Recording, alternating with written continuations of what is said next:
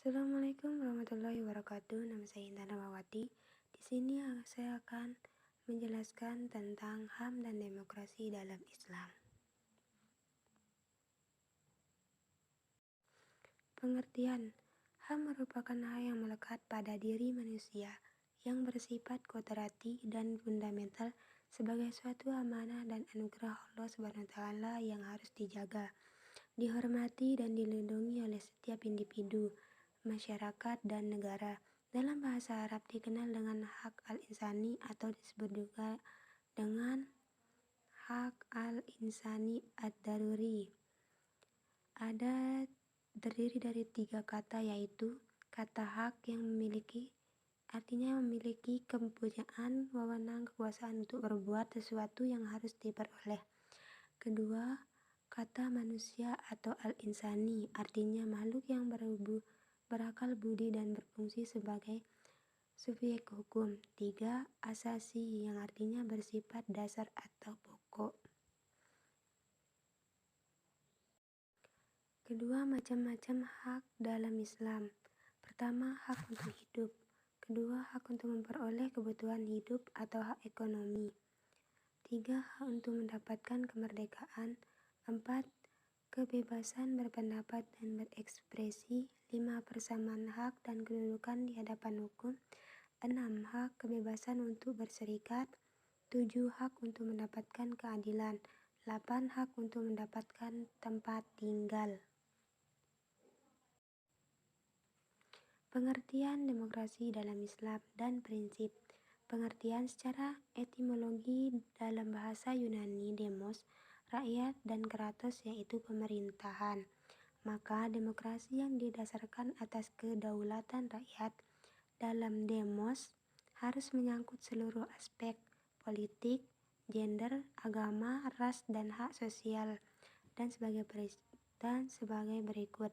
Prinsip utama dalam demos adalah persamaan, yaitu bertanggung-jawab, kebebasan sipil atau warga negara, individualisme, asas mayoritas, hukum alam, dan kedaulatan rakyat.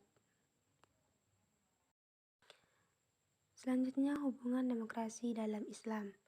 Islam merupakan agama dan risalah yang mengandung asas-asas yang mengatur ibadah, akhlak, dan muamalah. Sedangkan demokrasi adalah sebuah sistem pemerintahan dan mekanisme kerja antara anggota masyarakat serta simbol yang membawa banyak nilai-nilai positif.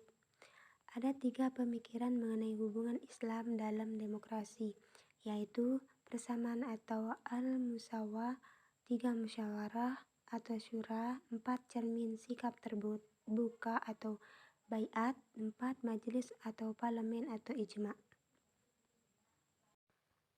Perbedaan demokrasi modern dan demokrasi Islam.